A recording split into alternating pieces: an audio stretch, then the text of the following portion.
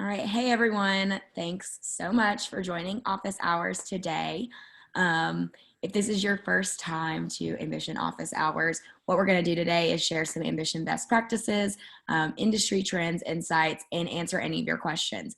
So if you have any Ambition related questions, please drop them in the chat or the Q&A and we'll be sure to get to them. Office Hours is open to anyone who's interested in learning more about gamification, coaching, sales management, and ambition. We host office hours on the second and fourth Thursday of each month, so be sure to register for both sessions so you don't miss anything we have to share. So today I have some great panelists here with me, and I'm going to let them introduce themselves. And so along with your introduction, guys, I want you to think back to your middle school days and tell me if you can remember your AIM screen name. Mary, you want to go first? Okay. Hey, everybody. Welcome back to Office Hours, my favorite time of the month. My name's Mary, Product and Customer Marketing Manager here at Ambition. And please still be my friend after I tell y'all that my screen name was Sparkle and Fade after some kind of Everclear reference. Okay. Still be my friend. That's awesome. Hey guys, so my name's Chad Trofton. I'm a customer success manager along with Emma. Work with our enterprise accounts. So I really enjoyed this question, Emma, because it got me thinking back on a nostalgic period of time. My very embarrassing AIM screen name was Ramps Rule 2122 because I was a big time skateboarder, and clearly it panned out because now I'm a customer success manager, not a professional skateboarder. So that AIM screen name did not bode well for me. So good. I'm going to start calling you Tony Hawk. Yeah, I love it.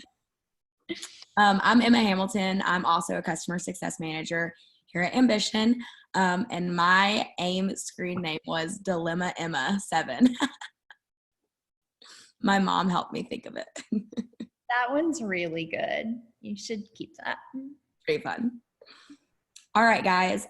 Today we're going to talk about how to use Ambition to identify which reps on your team need extra coaching. Ambition, we're really, really big on coaching and developing your reps. We also talk a lot about moving the middle. But how do we identify that middle? And we're going to review that today. So today's agenda, we're going to talk about moving the middle. What does that mean? What can you expect after you start moving the middle? Using the productivity tab and Ambition Analytics. So moving the middle, it's this whole concept that you're able to identify the folks on your team that are your top performers, your bottom performers, and then you've got your middle B and C players. And the ideology behind that is if you're able to identify, hopefully, that middle chunk of about 70% of your team and focus a lot of development and energy into them as they move up and become, more productive and active team members, you're going to see a more impactful lift in revenue rather than focusing on your bottom performers who you might not see much results even if you spend a lot of time coaching them. So we want to focus on those middle players you're going to see a lot of return from.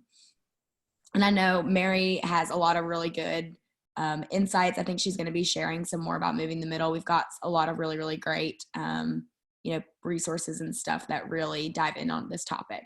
Yeah, I'll just add, I put in the chat the Moving the Middle guide, and if you grab that guide, it's not gated, you won't have to give your email address or anything, but if you just click that link on page 5, there's a little bit of math in there that actually shows, if you just get X% lift from your middle players versus top and bottom, the difference. So it really breaks it down to why moving the middle is the most bang for your buck. So definitely grab that download that we just shared in the chat. Yep. Cool thing about Ambition is we can help you make data-driven decisions on who your middle players are. And first way we can do that is through the productivity tab. I know a lot of you guys are huge fans of the productivity tab, and we'll dive into the platform after this and walk through it. But keep in mind, productivity tab, it's available in your group dashboards. So you will not see it as an option on your user dashboards, only on those group roll-up dashboards. Productivity tab compares activity score versus objective score over the time period of the objective score. And it allows managers to clearly view inputs versus outputs. It's a really cool tool. Next way you can identify those B and C players is by using Ambition Analytics. So again, we can use the quadrant, which is similar to the productivity tab, but in Ambition Analytics, you can view inputs and outputs of any of the metrics you have in Ambition. So we'll go into that and kind of show some different options, but I have here as an example, you can do inputs, which are calls, versus outputs, new opportunities. And we can see how those two metrics relate to each other and where your reps fall on, the input versus output. You can also use the histogram tool to identify who your middle is. And we'll go into that in just a moment too. Chad, Mary, anything to add before I dive into the demo? I will just say, big time fan of the quadrant. Some people love the histogram. I think it's cool, but the quadrant specifically shows cause and effect between all your KPIs. So things like, I like to look at like connects to meeting set to show like who's pitch. Like, some people might have way more meetings set. They also have way more connects. So their ratio isn't actually, the same. Like someone might be a little bit slower in ramp. So looking at any of your cause and effect metrics there, it also shows you who has poor CRM hygiene. If someone has like very few inputs and mega outputs, they're either, as my kids would say, God tier and just like the greatest converters of all time, or they're not inputting their activity into the CRM and should actually receive some kind of warning maybe. So big time quadrant fan, and we can talk about more cause and effect when we show it. Yeah, I think expanding on what Mary just said, with a lot of my clients is being able to kind of effectively balance between utilizing the histogram within analytics to be able to pull in, whatever metrics are most relative to your team, but then also being able to use the productivity quadrant, which obviously is locked to your activity versus objective score, net ratio. But so much for us in our discussions are around activities being the inputs, the hustle that your teams are doing on a daily basis versus those longer term outputs, and being able to see that and visualize that in real time, be able to click into an individual performance, go right to their team, understand where you can maybe pull in like a star rep. And if you use your quadrant, you see somebody way top right of your quadrant, you can instantly be like, what are they doing? Be able to gather insights from them, pull them in, maybe help them, allow them to lead a team session, maybe do some call shadowing, things like that to see what they're doing that's driving such strong conversion rates. That's awesome. I do have a page of resources here. So when this is shared and we have a little wrap up, we do have some resources for you guys to dive into if you'd like. So now I'm going to go into our demo. So first thing I want to show you is the productivity tab. So right now I'm on our managerial dashboard. And so this is place one that you're going to see the productivity tab, but also you can see it on any of these roll up dashboards as well. So we've got a new hire dashboard, productivity tab, BDR dashboard, productivity tab. So all of the roll up group dashboards. So let's click in here and see what's going on. So just as a reminder up here, we've got activity score and objective score for a 1 month period. So we're comparing those inputs and outputs over that time frame. So kind of what the story is here is, first of all, we've got these reps up here, and every plot point represents a rep. You can always click in to see who that is, or to make it easier, you could type their name up here and it'll show you exactly where they are. But up here in the top right-hand corner, we've got that high input, high output. So those are reps that are following that daily playbook of your activity score, and they're turning around and getting that conversion in their monthly objective score. So this is where you want your team members to lie. You want high input, high output. Down here in the bottom right-hand, we've got low input or high input, low output. So what that tells me is that your reps that fall in this quadrant, they're putting in the work, they're hustling, they're trying, but they're not getting that conversion. So if I was them, I'd probably be frustrated and I'd be wondering why I'm not performing so well. So down here, when we say, who are those reps we want to identify to focus extra coaching on, it's these folks right here. High input, they're already trying. and low output, they need help. So super easy way to, you have all these people on your team, but we can identify the 6 folks right down here who maybe we want to give that extra coaching session to once a week or so. And if you look in that top left corner, that's where I'm talking about poor CRM hygiene. Like that person's output is so high with minimal activity. Either they're a legend or they need to like log some stuff in the CRM. Right. And then the folks down here, they're just not even trying. And so they need to have other kinds of conversations. But yeah, super quick and easy way to identify who on your team might need a little extra love. This really easily segues into looking at the quadrant graph in our analytics feature. So we're going to head over there. So over in analytics, we're going to load the quadrant. And so by default, when you pull up the quadrant, it's going to be activity score, objective score over 1 month for your entire organization. That's a lot of information to look at. So over here in the filters, we can dial it down a little bit so we can just look at the users again within that BDR team. So we're looking at a very similar quadrant, the exact same quadrant that we were just looking at in the productivity tab. But the cool thing about pulling the quadrant in the analytics feature is up here, you get to determine what that x-axis cause and y-axis effect is going to be. You can even alter the time frame if you want. So the one that I had as an example were calls versus, I think it was new opportunities. And you can see how those two KPIs relate to each other. And, does an increase in calls equal an increase in opportunities? But lots of ways, you can compare, any of the KPIs that you guys have in Ambition. So it can be really fun. Could we look at appointments set as the cause to, do we have like appointments held? Do we have something like that in this demo account? And the reason I would like to look at this, we may not, but you guys might consider this one because you want to see if people are setting bad meetings. I don't know how you bonus your SDR teams if it is on meeting set, but you might think about maybe meetings held if nobody's showing up and they're just trying to get bad sets outside of the ICP. Another one maybe we could see in here, Emma, is new opportunities to closed deals, if that's a thing.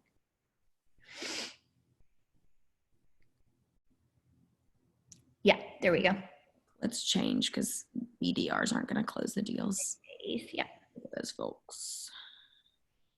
And get a look at your super closers or, who has a lot of opportunities that maybe just needs coaching around how to close a deal.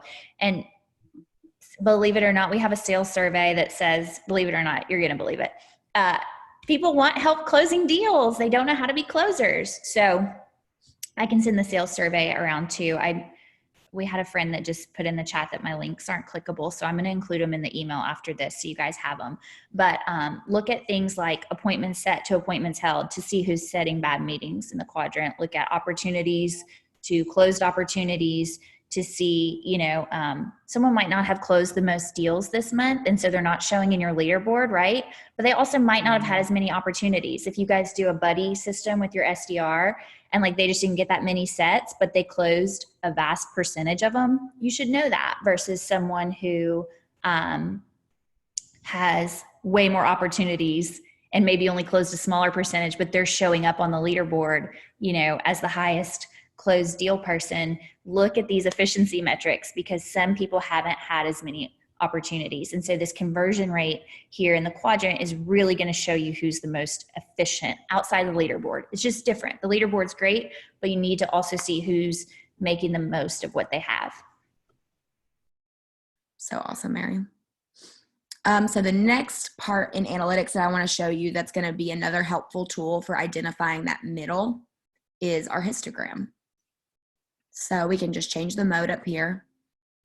So again, by default, we're looking at 4 weeks of data of activity score, which activity score is a great way to identify the middle. And truly, we have everyone kind of divided into buckets of where they fall along this activity score value down here. So we can very easily identify who those folks are in the middle. And by, there's a large chunk of people right in here. And if we're going to focus our time and energy coaching these people, then we're going to see a lift up here.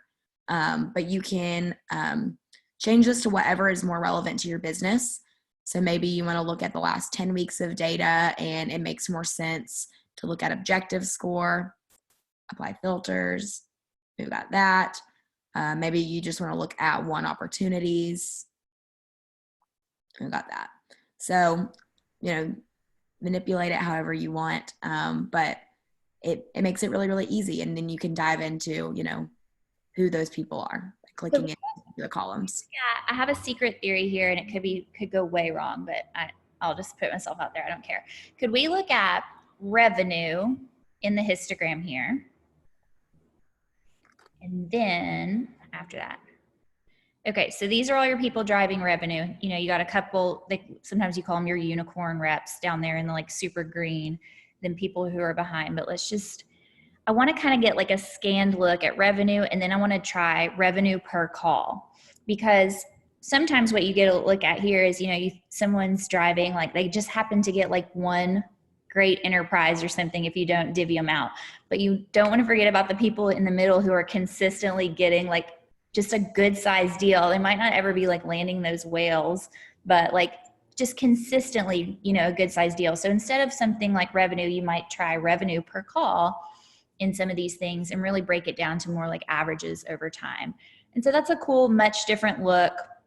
It kind of averages things out, and you see, instead of just that small percentage in the super green, you actually have a good number of your reps driving decent revenue each call. So they're making the most of opportunities. So that's kind of a cool comparison here too. Yeah, for sure. Anytime you land on a report that you're hey, this is going to be helpful for me to look at once a month to identify, make sure I'm still coaching the middle, you can save the report here, save report, the middle, and revisit it once a month. Make sure you're still coaching the right people. Yeah. Awesome. Chad, Mary, anything else to add on moving the middle, coaching, that middle 70%, or how to identify those people? No, I think it's such a top of mind topic for everybody. Move the middle is such a big phrase within our world, but it really is an important thing when you look at how ambition shakes out, right? You're always going to have your A players that are just crushing it. They probably don't need much management. They just need sort of some guidance here or there. You've got those kind of bottom performers that either are new, they're ramping up, or they're struggling in the role. So if you go to your A players for an extra 5 or 10% every quarter when you're trying to close that quarter off, eventually you're going to have fatigue there. So if you can focus on getting that middle to move a couple points up or down, or obviously a couple points up on any, I think there's going to be a huge shift for your organization. So I think if you can utilize these tools and drive more insights and see how you can help, a couple of your reps, even in the first point, then you can start scaling this out and say, how can I help, tons of reps at one time, and be able to drive these insights and get more wins for this middle tier that can deliver the most impact to your organization's deliverables. One thing I would add too, if you're going to spend time moving the middle and you're going to spend time coaching, I think you want to measure your coaching. And so I dropped another link in there. If you guys can't click it, don't worry, I will email them after. But I dropped another link in there about how to measure sales coaching, some metrics you can look at to measure your sales coaching to show that it's working. There's attribution in the app that you can do, but if you very clearly define, what lift you're looking for, you can attribute it to the coaching program. And there's other ways to measure, managers too, around how many coaching activities they're doing, how many competitions they're scheduling, something like that, which are all what we consider coaching activities. Coaching isn't always just a one-on-one. It could be running contests to get lifts. Your whole job as a manager is just to get lifts, get wins, improve. So whether that's through one-on-one, moving your middle, something like this, or running contests, if you have a bunch of people in your lower left quadrant meaning low activity input, that's a good time for a contest. Like if there's a bunch of people there, it's not just like you have like one person who's defiant. It's like they're not motivated in the right way. So like, let's spin up a contest to get more people in that activity right side. And that's like a coaching activity. So check out that deck on measuring your coaching, because you don't want to just wonder if it's working or assume that it's working based on the stats. You want to be able to show that your coaching's working. I pulled up that moving the middle document that Mary shared. It's the first link that Mary shared, because I did want to show this kind of the number breakdown of why we, think that it's important to move the middle. And it shows it's got, all of your team players and divided into your A players, your B and C players, and your D players. And if everyone gets a 5% lift, it's very obvious here that, getting that lift from those middle folks you're going to see the best return. So I just wanted to show this. It is really cool. And there's a lot of stuff in this moving the middle playbook that Mary shared. So you guys should definitely check it out. But I wanted to just show this right here, which is pretty cool.